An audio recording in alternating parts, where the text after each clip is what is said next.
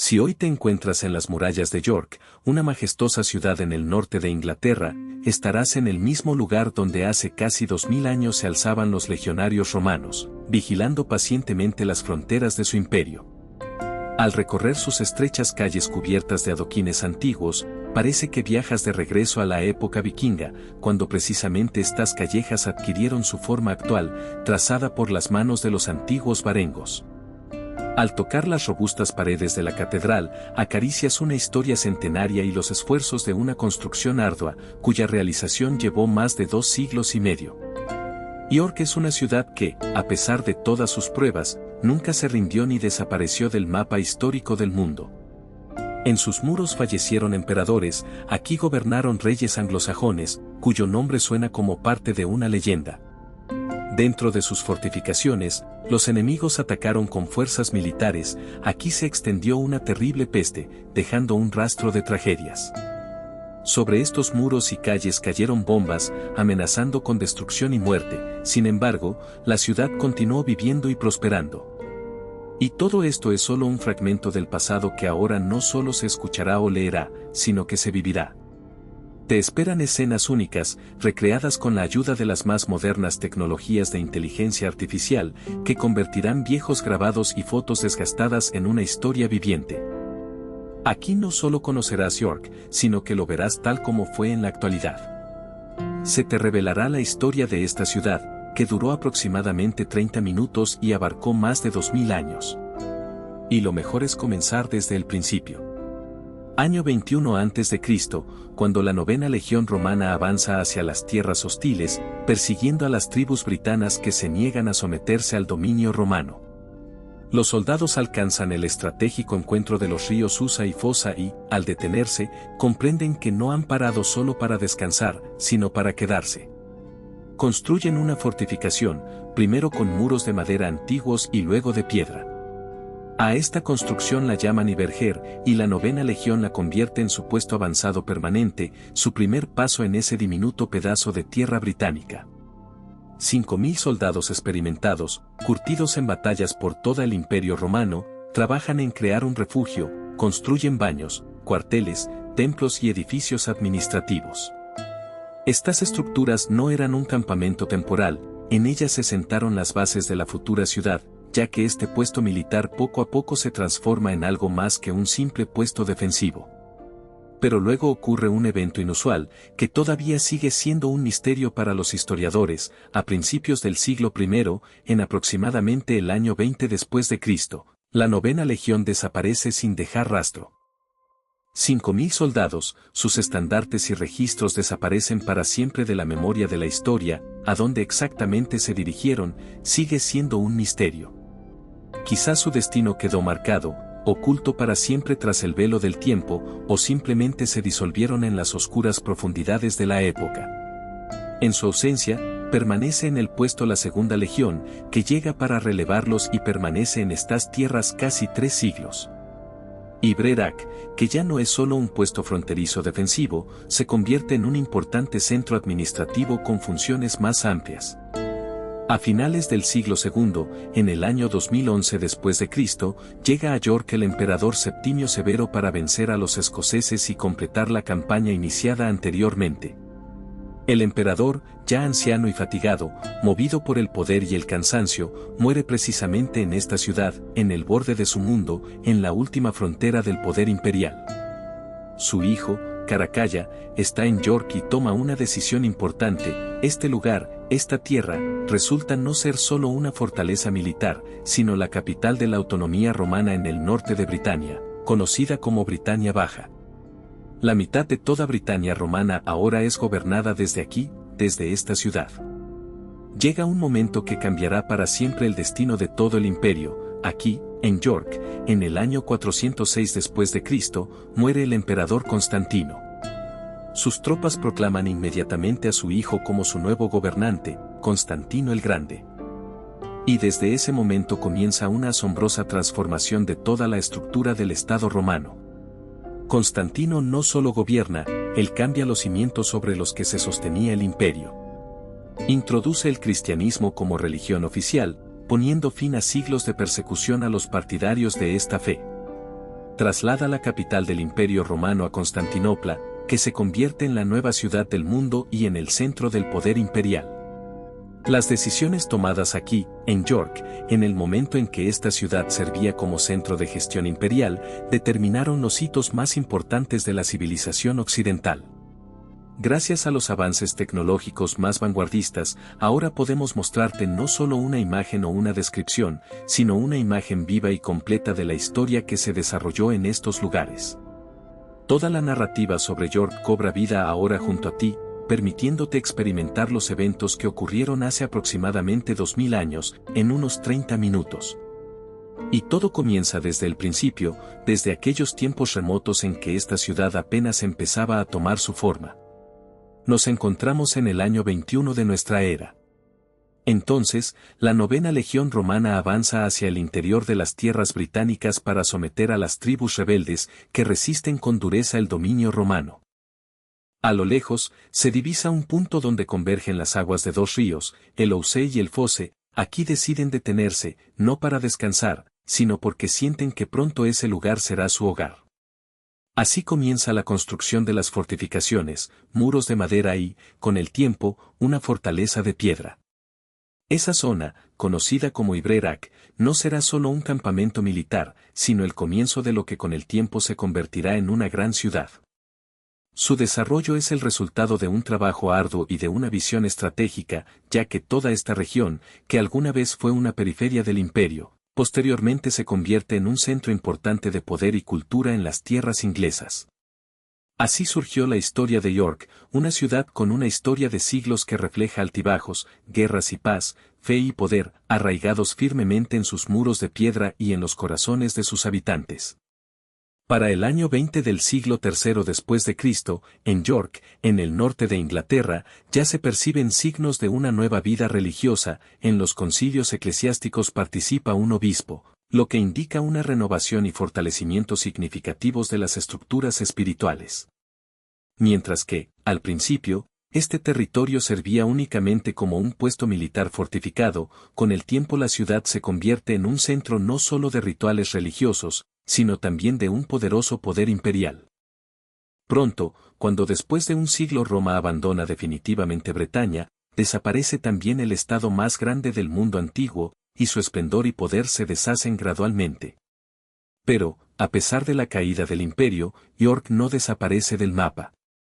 Los muros, construidos durante la época romana, empiezan a deteriorarse y a desaparecer. Las construcciones de piedra, que en su momento sirvieron como defensas reales, son reutilizadas para levantar nuevas casas y calles, cubiertas de barro y erosionadas por la fuerza de los nuevos tiempos. Sin embargo, la gente permanece. No son invasores ni conquistadores, sino herederos de los antiguos romanos. Los anglosajones no toman la ciudad vacía, sino que la aceptan como propia, la transforman y la convierten en su tierra natal. El nombre Ibercam en un principio cambia a Yaporic, y durante 2 siglos York se desarrolla, adaptándose al mundo después de la era romana. Pero todo cambia en un día luminoso, en Pascua, en el año 627. En una pequeña iglesia de madera en York entra Edwino, rey de Umbría del Norte, un guerrero pagano que dedicó toda su vida a la lucha por el poder. Él decide ser bautizado y acepta el cristianismo. Puede parecer que una sola persona, incluso siendo rey, no cambia el destino de todo un país, pero Edwino es un caso especial. Cuando los reyes se convierten a una nueva religión, también sus súbditos y pueblos lo siguen. Así sucede en Umbría del Norte. La historia del bautismo de Edwino se extiende como un incendio forestal, y pronto toda esa región se ve envuelta en una adopción masiva del cristianismo. York se convierte en el centro de una nueva fe, que se difunde poco a poco por toda la región. La pequeña iglesia de madera donde se realizaron los primeros sacramentos para Edwino, con el tiempo, se transforma en una majestuosa catedral, la Catedral del Minster, símbolo de los cambios espirituales.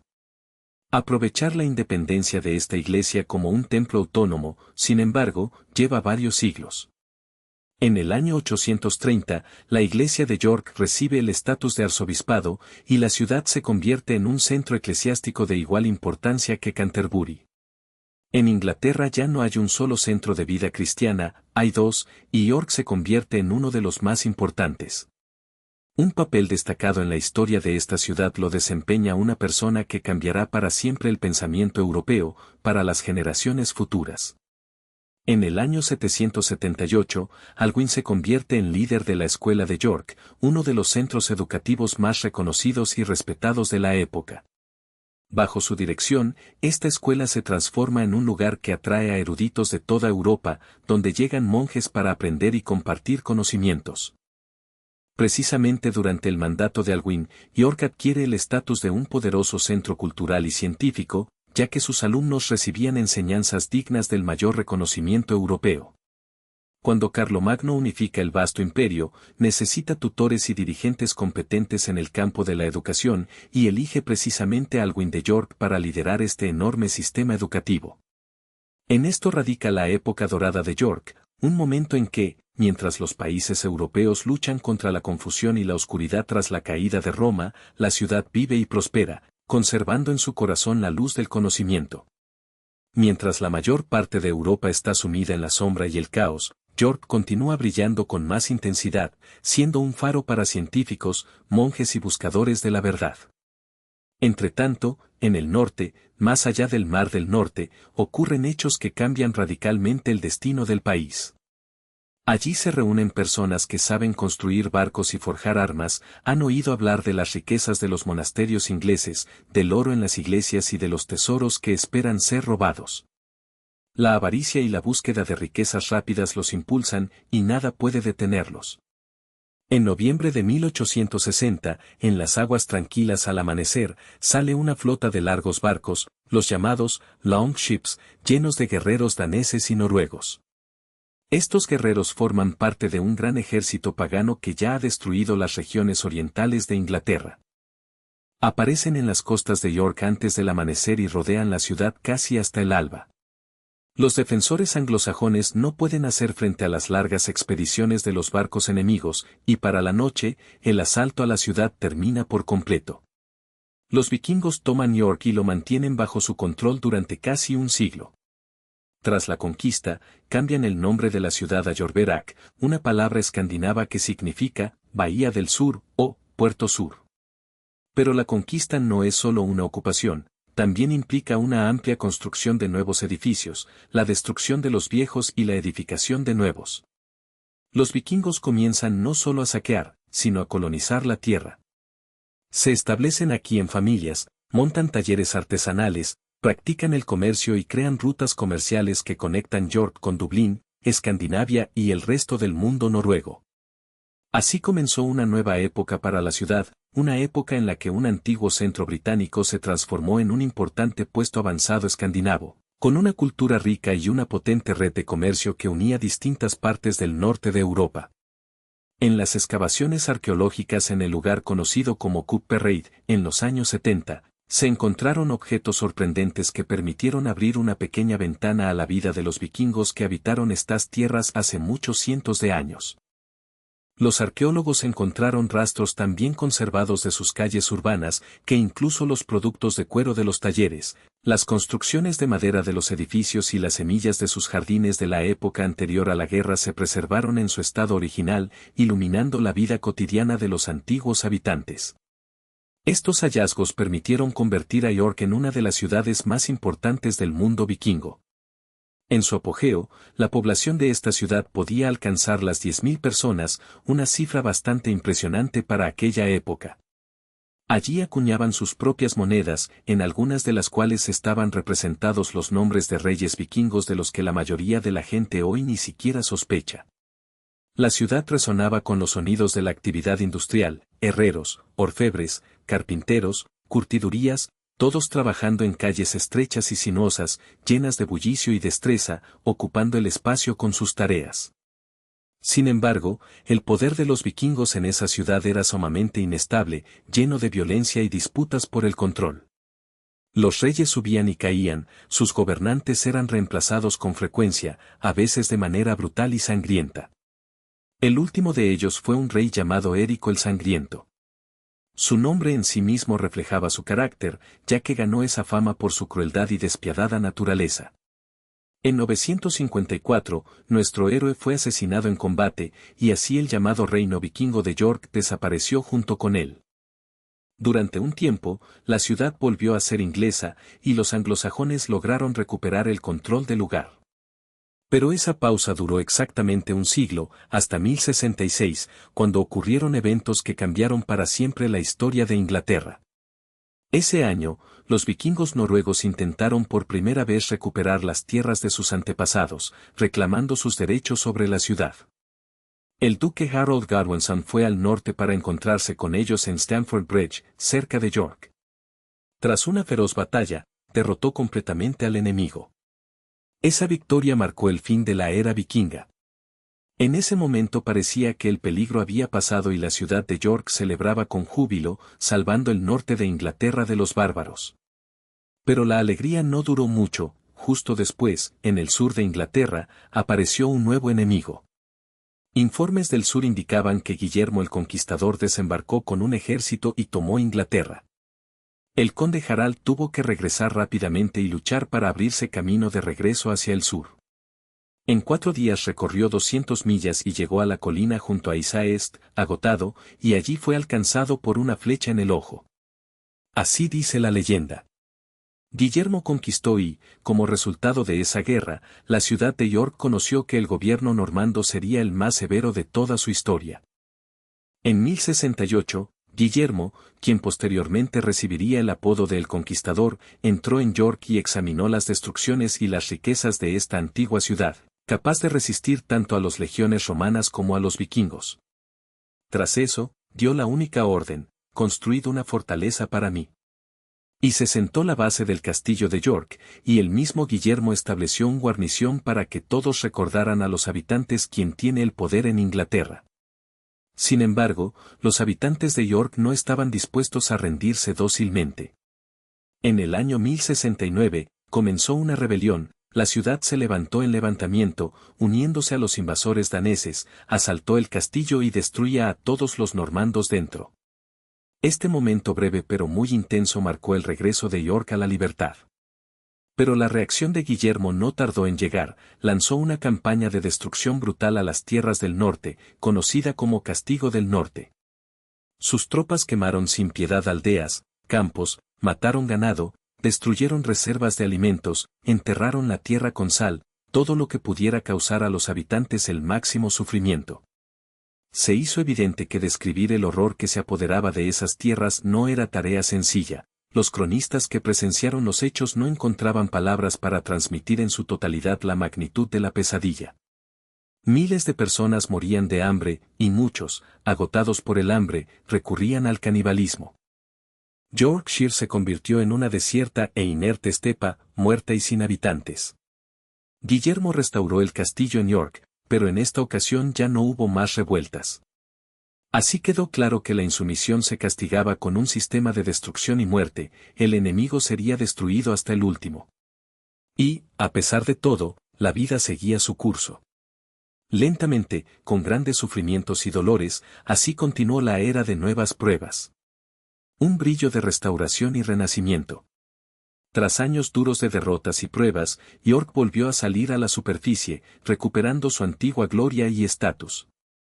La actividad comercial en la ciudad se reactivó, revitalizando las relaciones de negocios y llenando las calles con el bullicio y la actividad de los mercados.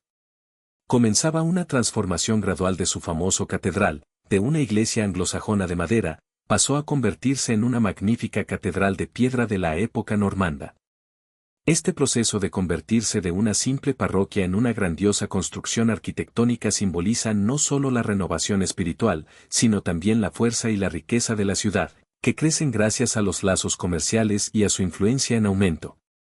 De manera inesperada, York adquirió otra, en aquel entonces bastante inusual, reliquia sagrada. En 1153, el arzobispo Guillermo, expulsado de la ciudad durante muchos años, regresa a su tierra natal. La gente, con entusiasmo y alegría, acude a recibirlo y en masa se congrega en el puente sobre el río en forma de U acentuada, pues allí los espera su regreso a su líder espiritual y secular. Por primera vez en la historia de la ciudad, se congrega tanta gente, toda la población acude a saludar al arzobispo y a expresar su lealtad y respeto.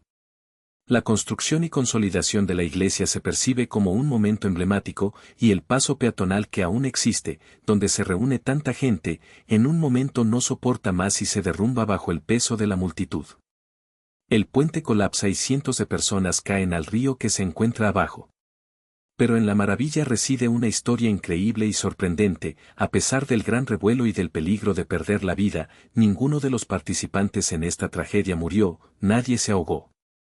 El milagro del santo sucede y se hace conocido. En el lugar de la catástrofe se crea un sitio de peregrinación, y peregrinos de todo el país comienzan a acudir allí para tocar la sacralidad, las reliquias del santo Guillermo. Es su tumba, situada dentro de la catedral, la que se convierte en el centro de la vida espiritual de la ciudad, y su sepultura se transforma en un símbolo de fe y esperanza, atrayendo a miles de creyentes que buscan consuelo y bendiciones. Pero el destino no será misericordioso ni tranquilo, y la historia de York adquiere una página oscura. En 1190, la ciudad se encuentra en medio de terribles acontecimientos que dejan una huella indeleble en su historia. Inglaterra, preparándose para la Tercera Cruzada, se convierte en escenario de manifestaciones masivas de odio y crueldad hacia la población judía. En aquel tiempo, los prejuicios injustos y el enfrentamiento religioso se intensifican con renovado vigor. En York, como en otras ciudades, las multitudes enfurecidas se vuelven contra la pequeña comunidad judía, que busca refugio en la fortaleza en la colina, en la Torre Clifford de York, una antigua fortaleza de madera dentro del castillo. Durante varios días, la agresión concentrada no cesa, la gente exige que los judíos renuncien a su fe o se suiciden, de lo contrario, enfrentarían una muerte segura. La noche del 16 al 17 de marzo, la mayoría de los judíos, ante su situación desesperada, deciden cometer un acto trágico. En lugar de ser víctimas de la multitud, optan por la muerte a manos propias. Aquellos que buscan misericordia salen de las fortificaciones con la esperanza de salvarse, pero los feroces impulsos de la multitud no les permiten escapar con vida. Aquella noche, unas 150 personas fallecen en el sitio, y aunque la cifra exacta de muertos no se ha conservado en la historia, en toda la era permanece la memoria de la tragedia inocente y la vergüenza que no desaparece con el tiempo. Para entonces, York ya había transformado y se había convertido en uno de los centros más ricos e influyentes del norte de Inglaterra, vinculado al poder real y con un peso político y económico considerable. La ciudad alcanzó la cima de su poder, mostrando su fuerza y autonomía, aunque al mismo tiempo en su historia se reflejan las horrendas manifestaciones de la crueldad humana. En el siglo XIII, la ciudad experimenta estas cualidades de diferentes modos. En unos años aparece como símbolo de prosperidad, en otros, como escenario de tragedias y pruebas para sus habitantes.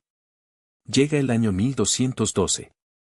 El rey Juan, a quien a menudo se le considera uno de los peores gobernantes en la historia de Inglaterra, hace algo asombroso por York. Le concede a la ciudad derechos de autogobierno, dándole la posibilidad de gestionar su propio destino. York se convierte en una ciudad-estado prácticamente autónoma dentro de Inglaterra, capaz de recaudar impuestos, cobrar aranceles y administrar justicia por sí misma. No son obsequios de la corona, sino un paso estratégico en el juego empresarial. Pues, debido a sus ricas conexiones comerciales basadas en la lana, la ciudad se convierte en uno de los centros más rentables e importantes. Las señoras de los tejidos de lana ingleses destacan su producto como el mejor de Europa, y York ocupa posiciones clave en su procesamiento y exportación. Con la riqueza llega también el poder, y la ciudad lo aprovecha activamente. En el año 1298, todo cambia radicalmente. En ese año, el rey Eduardo I, famoso como las piernas largas o el martillo de los escoceses, decide trasladar toda la administración inglesa a York. Sin limitarse a sus propios palacios y nobles, traslada aquí incluso la tesorería, los tribunales y el aparato de gestión que administra el país. Y todo esto en el plazo de 6 años. Para quienes desean hacer negocios o cerrar acuerdos con el gobierno inglés, York se convierte en el centro administrativo más importante y único. ¿Por qué? Porque Eduardo estaba obsesionado con la idea de conquistar Escocia, y para ello necesitaba disponer de sus tropas, dinero y gestión lo más cerca posible del territorio enemigo, para reaccionar rápidamente ante las amenazas y planear una ofensiva. Esta necesidad estratégica convierte a York en la capital temporal de Inglaterra, en el centro de todas las decisiones gubernamentales y militares de ese periodo. Los escoceses lo sienten y se levantan en rebelión. En 1319, realizan una incursión en las tierras del sur de Inglaterra y llegan hasta las murallas de York. En ese enfrentamiento, la ciudad pierde a su alcalde, quien es asesinado en el conflicto, y se hace evidente que el peligro de guerras y enfrentamientos no está lejos de las puertas urbanas. Sin embargo, el rey Eduardo III todavía guarda bonitos recuerdos de la ciudad.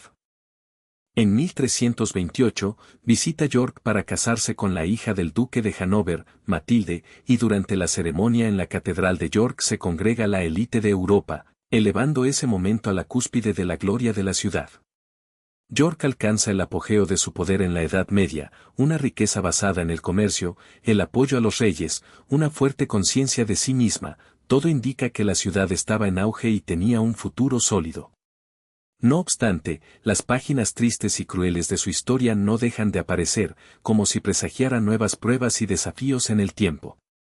En el siglo XIV, en el año 1349, la ciudad de York, como un huésped repentino e invisible en la noche, se encuentra amenazada por una tormenta invisible y terrible, la peste negra. Esta calamidad, como una sombra ominosa, penetra en las estrechas y angostas calles de la ciudad medieval, donde cada casa representaba un mundo de vida autónoma y cada ser humano enfrentaba la amenaza de la destrucción.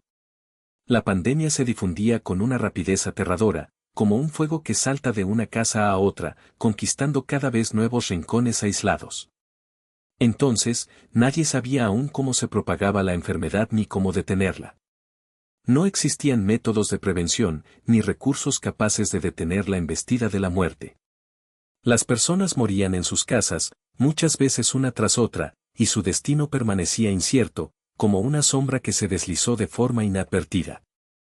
En la ciudad aparecían peligrosos carros de carga con los cuerpos de los fallecidos, que no lograban reposar todo el tiempo necesario, mientras la plaga arrasaba York en cuestión de meses. Quizás un tercio o incluso la mitad de los habitantes murió durante ese tiempo ininterrumpido y aterrador, y palacios, talleres, granjas, todo, quedó sumido en el caos y en la desolación, provocados por una terrible epidemia que fracasaba en su avance. La ciudad se recuperaba lentamente, pero la restauración tardaba décadas. Esta tragedia dejó una huella que no se borraba con rapidez. Mientras tanto, en el siglo XV, una cadena de nuevos conflictos y disputas irrumpió en la vida de York. Los enfrentamientos políticos y religiosos se intensificaron cada vez más y resultaron ser incluso más destructivos que la misma peste. La llegada de una nueva era se gestaba en medio de profundos cambios que tuvieron que vivir la ciudad y sus habitantes.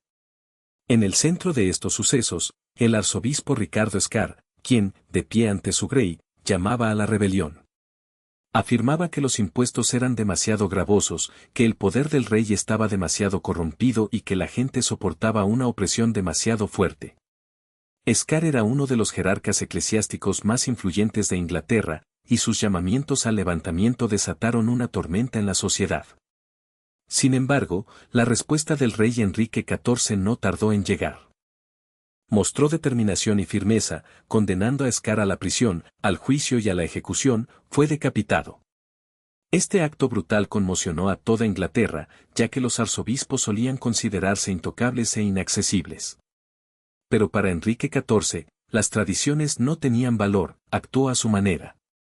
La cabeza de Scar fue separada de su cuerpo, y este último fue sepultado en la Catedral de York.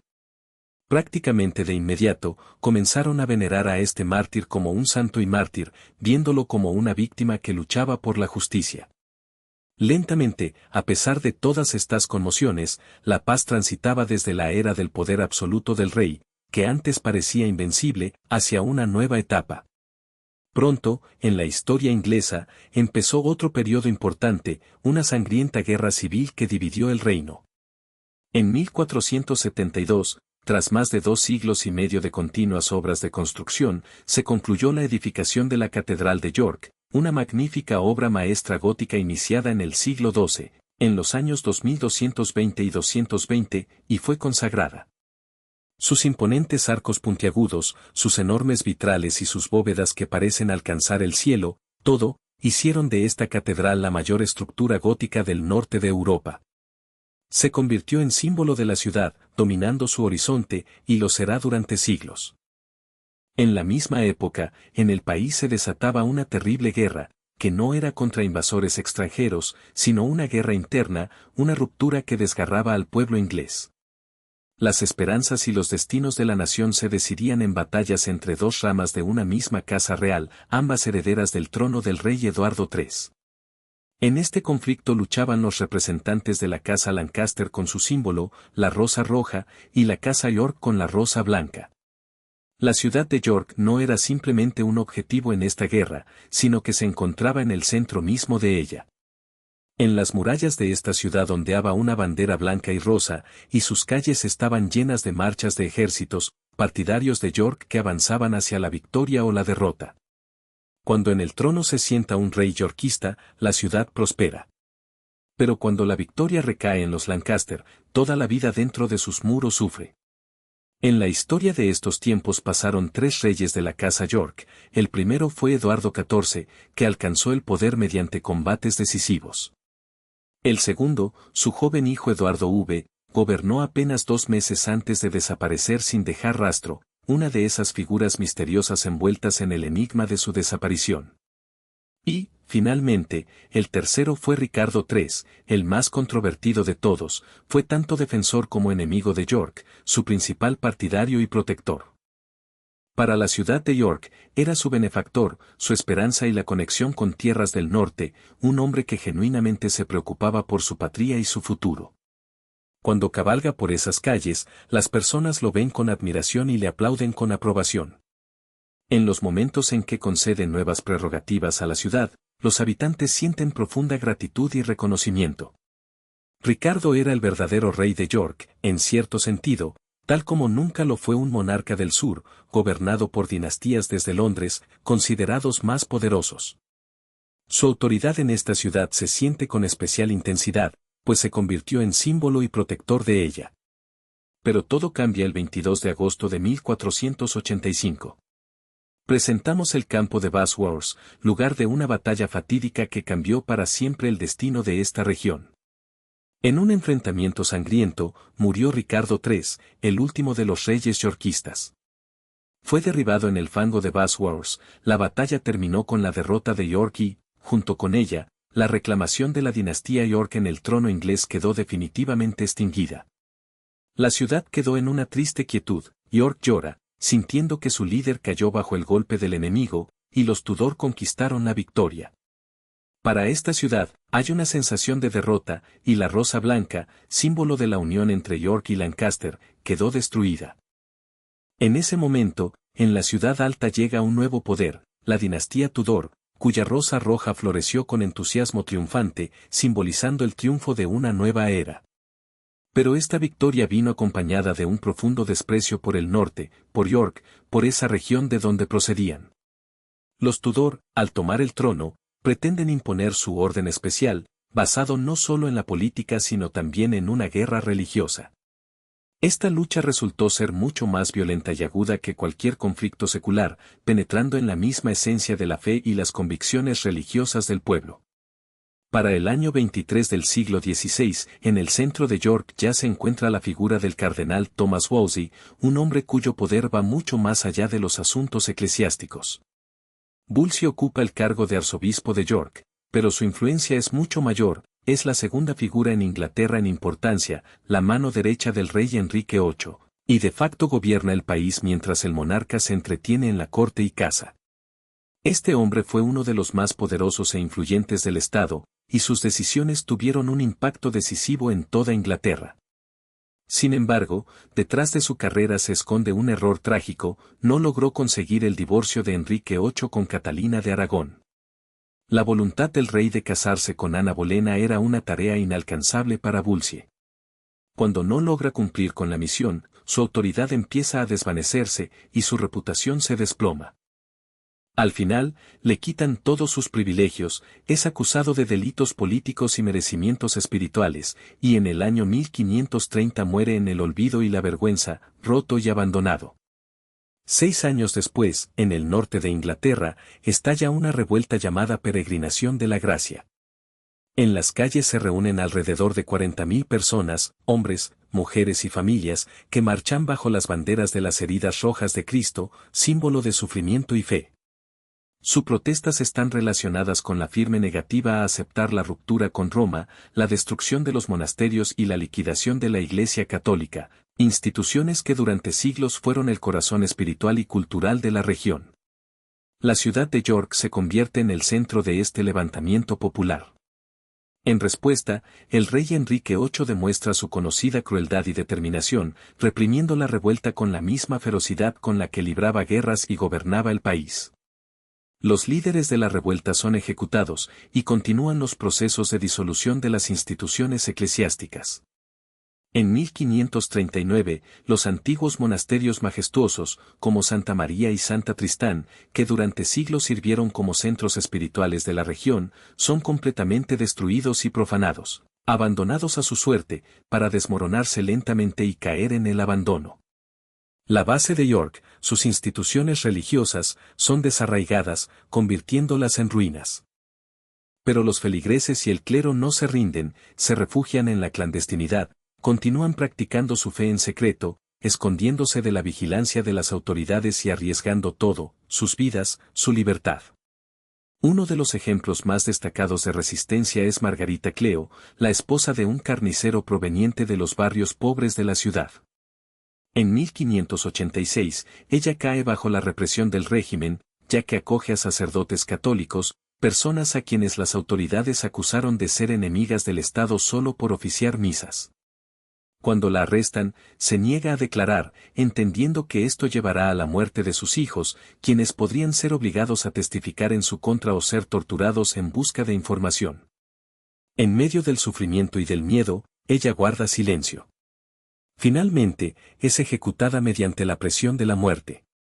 Le colocan una puerta pesada y, sobre ella, colocan piedras, aumentando lentamente la presión y aplastando su cuerpo durante varias horas.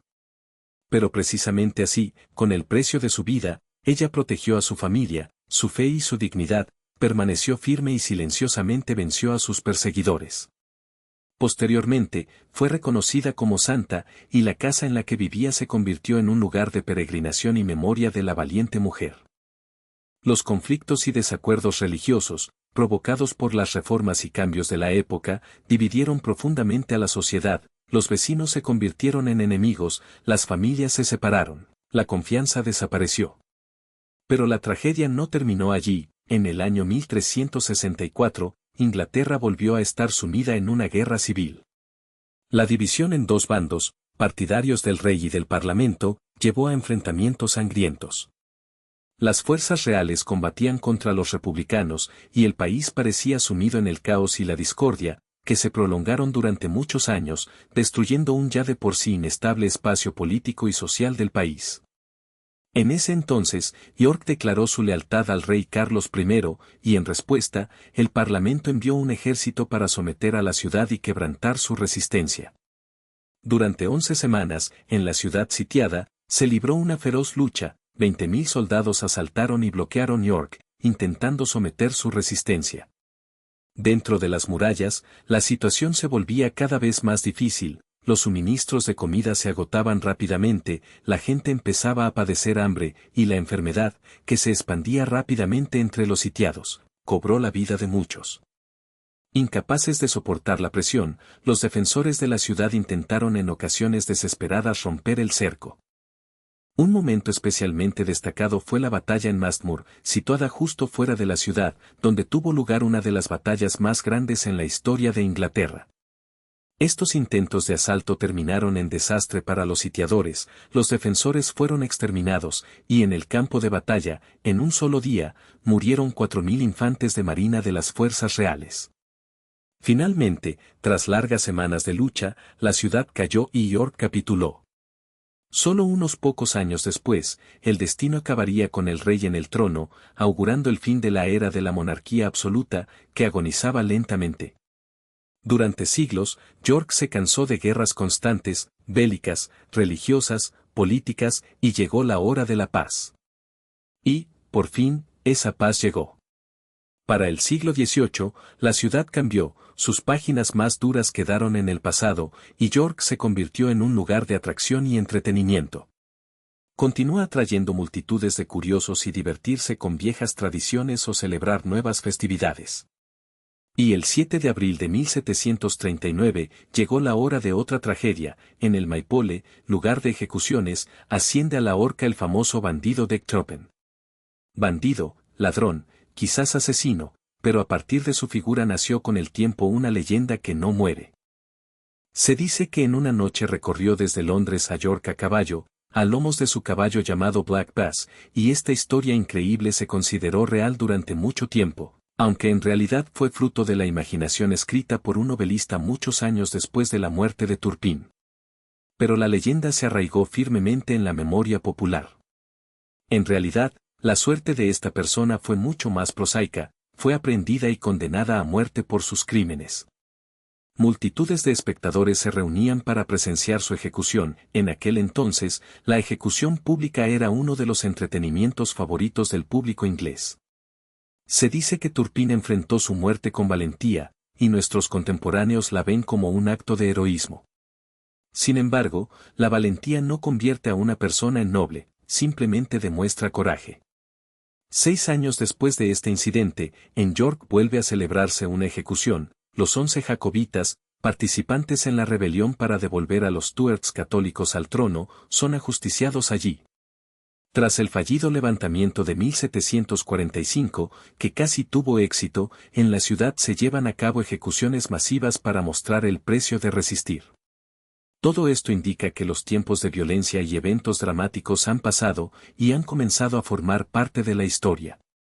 Ahora York se transforma en un lugar de moda para la sociedad mundana. La élite noble se reúne allí para carreras, teatro y encuentros sociales. La antigua ciudad ha adquirido un nuevo papel, una nueva alma. Pero antes de que ese cambio se hiciera realidad, ocurrió una tragedia dentro de su catedral.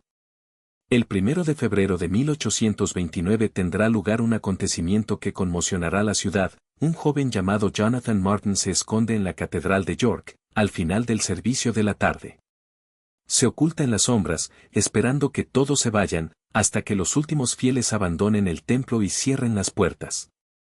Terminalmente reina el silencio en el interior, y solo él se atreve a salir. Lleva velas, libros de oraciones y una fe inquebrantable en que Dios le ha ordenado cumplir una misión santa, quemar la catedral hasta los cimientos. Martin construye cuidadosamente una improvisada hoguera, colocando almohadillas y bancos de madera debajo de los asientos del coro, y luego enciende todo. La llama pronto se extiende por todo alrededor. En minutos, el fuego convierte las vigas de madera del techo, que durante siglos soportaron el tejado, en cenizas ardientes. Durante la noche, el fuego consume el antiguo tejado y, como resultado de las llamas de queroseno, en su esencia, un monumento a la arquitectura gótica, desaparece toda la riqueza de las antiguas manualidades, los silleros tallados y el patrimonio histórico. Martin fue capturado, declarado loco y confinado en un manicomio, y la catedral fue restaurada, aunque con mayor esplendor y magnificencia. Pero su lección quedó clara, incluso en una era relativamente tranquila como la del siglo XIX, los valores y riquezas pueden convertirse en víctimas de la imprudencia y pasión humanas. Y en los años 30 de ese siglo, en 1830, comenzaría a ocurrir algo nuevo que cambiaría el destino de la ciudad. Cuando la construcción del Museo de York fue terminada, fue diseñado en estilo neorrománico griego y erigido sobre los restos del antiguo monasterio de Santa María. Por primera vez en la historia de esta ciudad, sus habitantes y visitantes comenzaron a ver su pasado como un legado valioso, que debía no solo preservarse, sino también estudiarse con cuidado, y con orgullo celebrar y mostrar a los demás. Sin embargo, fueron los acontecimientos de 1839 los que cambiaron para siempre el aspecto de la ciudad. La llegada de la línea ferrocarrilera a York trajo consigo la presencia de un hombre llamado George Hudson.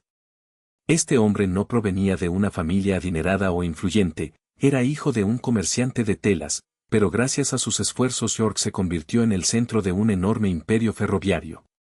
Pronto, la ciudad empezó a crecer rápidamente, surgieron nuevos talleres ferroviarios donde trabajaban miles de empleados, se construyeron estaciones modernas, hoteles y almacenes. La población de York creció exponencialmente y, como nunca antes, su aspecto habitual cambió. La distancia a la capital de Inglaterra se redujo a solo 5 horas de viaje, cuando antes el trayecto duraba 2 días, y llegar a Manchester se volvió mucho más sencillo.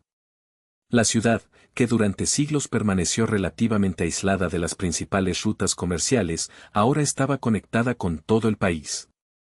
Como resultado de este rápido desarrollo, York atrajo cada vez más turistas, principalmente familias de clase media que podían permitirse salir los fines de semana a admirar las murallas medievales y la antigua catedral. Esto se convirtió en una nueva pasión de la ciudad. A lo largo de su historia, York experimentó muchas transformaciones, fue una importante fortaleza romana, un centro vikingo y residencia de los monarcas ingleses. Pero ahora se abría una nueva página, la ciudad se convirtió en un destino turístico popular. Dejaría de ser solo un lugar para vivir o un monumento histórico y se convertiría en un punto de atracción para quienes deseaban tocar el pasado, sumergiéndose en la atmósfera de épocas memorables. Esta transformación apenas comenzaba, en 1938, se inauguró el Museo del Castillo de York, y los visitantes recorrieron por primera vez la calle victoriana recreada llamada Kirkgate. Las vitrinas estaban llenas de objetos auténticos, las farolas de gas brillaban, los puentes estaban pavimentados con adoquines. Este proyecto rápidamente se volvió popular y causó gran revuelo. York dejó de ser simplemente un lugar donde se conservaba la historia, empezó a dar vida y revivirla ante los ojos de los visitantes. Pero, lamentablemente, el destino quiso que la ciudad no pudiera evitar por completo las terribles consecuencias de la Segunda Guerra Mundial. La noche del 29 de abril de 1942, un evento crucial ocurrió en York, las alarmas de bombardeo entraron en alerta a las 2:30 de la madrugada, despertando a los habitantes y rompiendo la habitual quietud de la noche. Las personas que se levantaron de la cama estaban desconcertadas. ¿Por qué habían atacado específicamente esta ciudad los bombarderos alemanes, si aquí no había fábricas importantes ni objetivos militares dignos de atención del enemigo? La respuesta llegó más tarde, no fue un bombardeo militar, sino parte de una guerra cultural no oficial. Los alemanes llamaban a estos bombardeos ataques a la desgracia, en referencia a la guía alemana. Hitler ordenó a la Luftwaffe atacar las ciudades más históricamente significativas de Gran Bretaña, vengando los bombardeos de centros culturales alemanes por parte de la RAF inglesa. York, con sus calles medievales y su antigua catedral, representaba para ellos un objetivo perfecto. Olas de bombas inundaban la ciudad, caían bombas incendiarias diseñadas para propagar el fuego en los antiguos edificios de madera.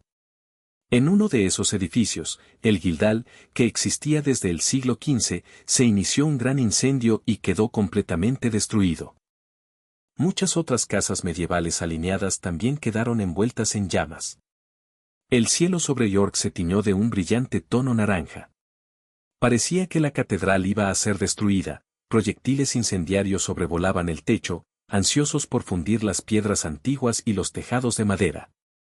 Pero las personas, voluntarios y simples habitantes de la ciudad, subieron a las partes más altas, a pesar del horror de la ofensiva aérea, y, usando todo lo que tenían a mano, lograron apagar los incendios rápidamente antes de que se extendieran por toda la catedral. Gracias a estas valientes acciones, la catedral se salvó. Al amanecer, se activó una alarma sonora en toda la zona, y como resultado de esa noche, 19 personas perdieron la vida, cientos quedaron sin hogar, y la zona histórica de York quedó convertida en ruinas, impregnadas de humo y polvo. Sin embargo, la antigua catedral resultó ser la excepción, sus paredes permanecieron en pie.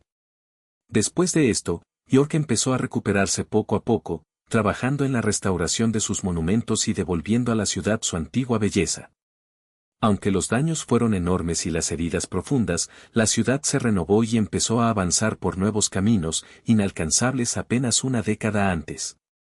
Por ejemplo, en los años 60 del siglo pasado, aquí surgió una nueva institución educativa importante. En 1963 fue fundada la Universidad de York, que atrajo a miles de estudiantes a la ciudad. Esta universidad se convirtió en una nueva página en la historia de York, que desde hacía mucho tiempo había estado vinculada a su historia y patrimonio de épocas pasadas, pero ahora se transformaba en un centro moderno de ciencia y educación. Hoy nos trasladamos al futuro, y en este contexto vale la pena recordar cómo ocurrieron los cambios y las vueltas de la historia en esta ciudad maravillosa. Año tras año, época tras época, York superó innumerables pruebas, transformándose y renovándose una y otra vez. Poco después de que se completara la construcción de las vías ferroviarias y el desarrollo de la infraestructura de transporte, se inauguró en la ciudad el Museo Nacional del Ferrocarril. Este evento se convirtió en una etapa importante en la reflexión y conservación de la rica historia de la era del transporte, y en sí mismo marcó un hito destacado, la transformación de York, impulsada por la era victoriana, cuando la ciudad recuperó una nueva vida y se convirtió en uno de los centros turísticos más populares del Reino Unido. El museo se convirtió en un verdadero testimonio de cómo el pasado, lleno de locomotoras de vapor, descubrimientos epochales y obras maestras arquitectónicas, atrae a cientos de miles de viajeros de todas partes del país y del mundo. Luego, en 1984, la ciudad abrió un proyecto único, el Centro Vikingo de York, que utilizó hallazgos arqueológicos sorprendentes realizados durante las excavaciones de 1979. Estos descubrimientos permitieron reconstruir de manera detallada la atmósfera que representaba el siglo XVII y trasladar a los visitantes a la época de los vikingos, cuando York se convirtió en un importante centro comercial y cultural del norte de Inglaterra. Ahora, los visitantes pueden pasear por las calles reconstruidas de la antigua ciudad, ver en vivo cómo los vikingos animados en los hologramas exhiben oficios y costumbres de sus antepasados. Y para quienes desean sentir el olor de aquella época, aquí incluso se ha recreado la atmósfera aromática, un aroma característico del siglo X, que recuerda la vida cotidiana y el clima de esa época. La historia deja de ser solo un asunto literario y se convierte en una experiencia real, viva ante sus propios ojos. En esta ciudad, todo respira historia, no solo se puede leer, escuchar o ver, sino también sentir y comprender en profundidad. Así, no solo radica el potencial educativo y turístico de York, sino su capacidad única de transformar el pasado en una realidad viva y tangible. Sin embargo, las tragedias continuaron ocurriendo, y las páginas tristes de la historia de la ciudad no terminaron definitivamente. También en ese mismo año, 1984, ocurrió un incendio en York que volvió a conmocionar a los habitantes y recordó la fragilidad de la vida humana y del patrimonio cultural. El incendio empezó en la catedral, en el famoso Ministerio de York, símbolo establecido de la ciudad y de su potencia histórica. Un rayo, que cayó durante una tormenta, impactó directamente en el techo del transepto sur, y las llamas rápidamente consumieron el techo, causando daños considerables. Algunos habitantes atribuyen este incendio a un castigo divino, sugiriendo que el destino intenta advertir sobre la necesidad imperiosa de proteger y respetar el templo. La segunda versión es que fue simplemente un accidente, una circunstancia imprevista que con frecuencia puede empañar los paisajes urbanos y destruir el legado construido durante siglos. Pero sea cual sea la causa, el resultado fue uno, la catedral quedó llorando lágrimas de fuego, y sus muros volvieron a requerir esfuerzos extraordinarios para su restauración. Al igual que la vez anterior, los trabajos de restauración comenzaron casi de inmediato, porque York siempre dio todo su corazón para salvar y preservar su santuario. Así fue después del incendio que causó graves daños, y también tras el incendio anterior, tras el cual la catedral ya había sido reconstruida. En sus 2000 años de historia, la ciudad de York ha sido testigo de las mayores victorias y de las tragedias más terribles.